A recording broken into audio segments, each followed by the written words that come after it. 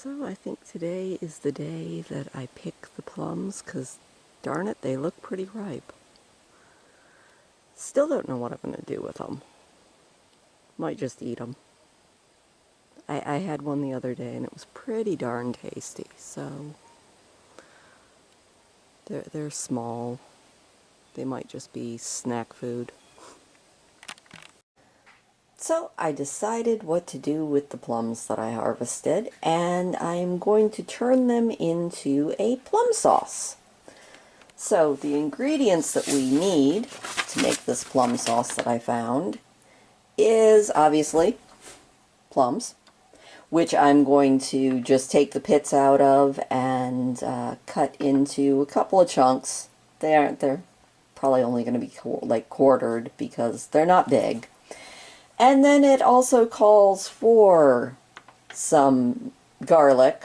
It called for fresh. I don't have fresh. I have minced. It said that's actually fine. Or if you don't have minced or fresh, you can actually just convert and go with garlic powder. It also calls for a half a cup of finely minced onion, which I'll do that here in a minute.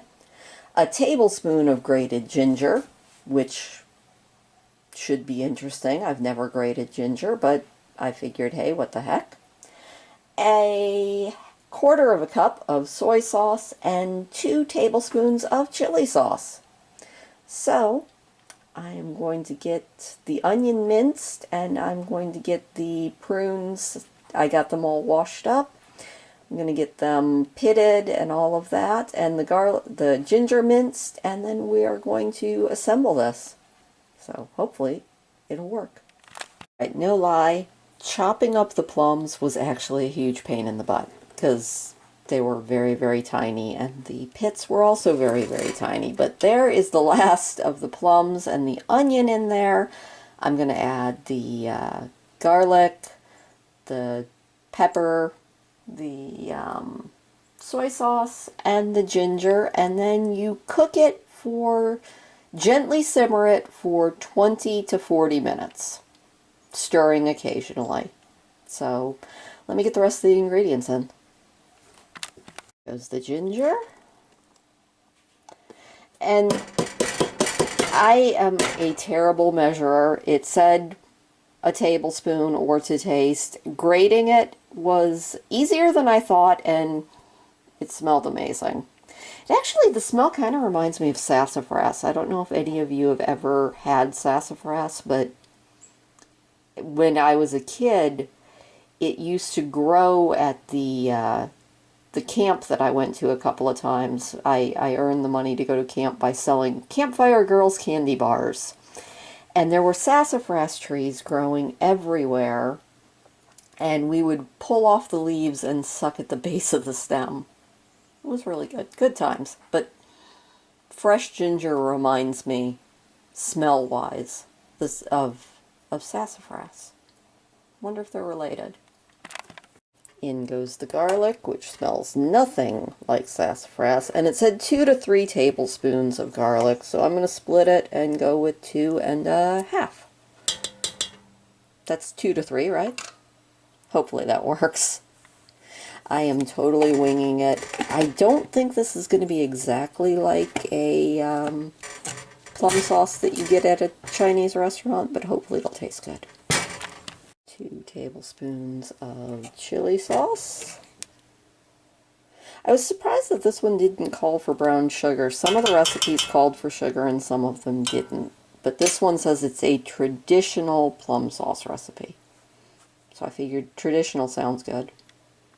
Adding the soy sauce, and then I'm going to turn the heat on a medium, give this all a stir, and walk away for the next 10 to 15 minutes. Then we'll come back and check on it. So this is after about 10 minutes. It's cooked down pretty good. I'm going to turn the heat down and maybe give it a little bit of a mash. It's going to all get blended, but I might give it a little, well, maybe not. But yeah, actually I think I will. So let me get my amazing potato masher and completely steam this up and just give it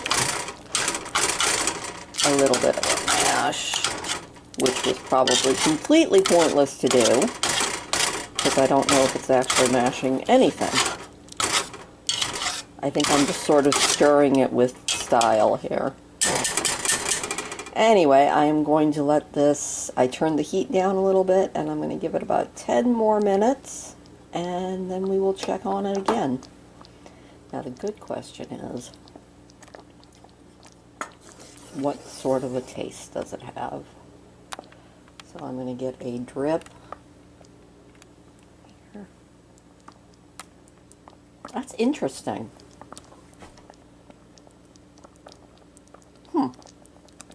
I don't know how to describe it. It's got a little bit of heat to it. It hits your tongue with a little bit of sweet. It'll be interesting to taste again once it's cooled. I could see how it's probably a good dip. Anyway, I'm going to let this simmer for about 10 more minutes. Okay, so don't laugh too hard at me, but the last step is to blend it into a smooth paste or liquid. And I don't own an immersion blender, and I killed my last blender, so all I've got is this little one. Hopefully it works. So we're just going to give it a little, and you just blend it. It did say that you could put it, I guess, however chunky you want, but I asked my son and he said that he wanted it more smooth for dipping things like gyoza in. So I'm going to blend it up. The taste is interesting. It's got an aftertaste that's like a plum sauce that you would get at a Chinese restaurant, but this one has a lot more punch to it, probably from the chili paste in it. So it's an interesting, I think it would go pretty well as like a stir-fry sauce, honestly. But it's got an interesting kind of mellow aftertaste, but it does hit you right away with the spiciness.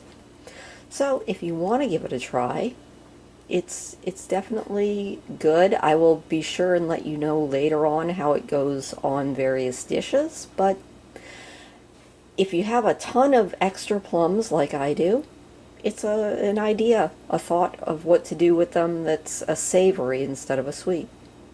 So if you give this a try, let me know. Let me know if you've ever made it before too, because this is my first time. So as always, thank you, and maybe one day my apples will be ripe enough to actually make pie out of. So I thought we'd come down here and look at the beautiful clouds. A little bit threatening, but still beautiful, since the wind finally died. And I'd give you my final thoughts so far on the plum sauce.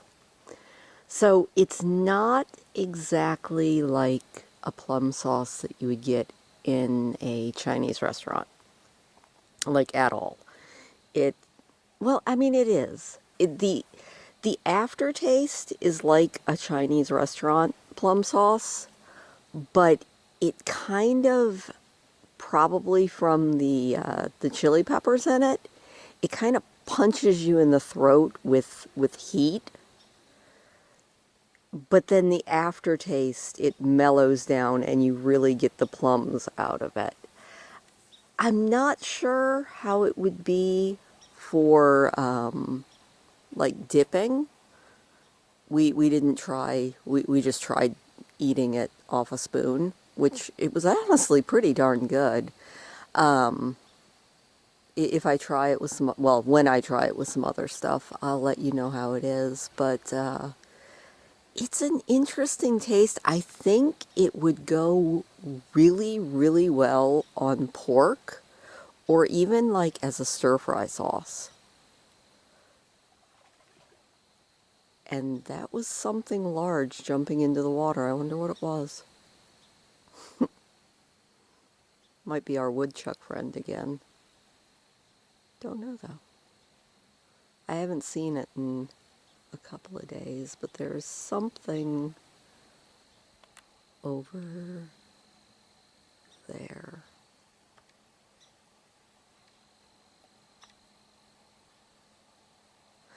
the biggest problem with living on a lake is you hear all sorts of things that you never get to see. It's all right, though. Anyway, those are kind of my final thoughts now that I stopped and thought about it a little bit more. The plum sauce. It's definitely, if you like heat, I would 100% go for it because it really was very, very tasty. It's just, took me, it kind of took me aback a little bit because I wasn't really expecting, that's a mosquito, wasn't really expecting the level of heat that it had. But it's not a lasting heat, like it doesn't stay in your mouth and set you on fire for hours, which is probably my favorite kind of heat. I like things that kind of get you and then just leave you happy. So anyway, give it a try. If you do, let me know what you think. And I will talk to you guys later.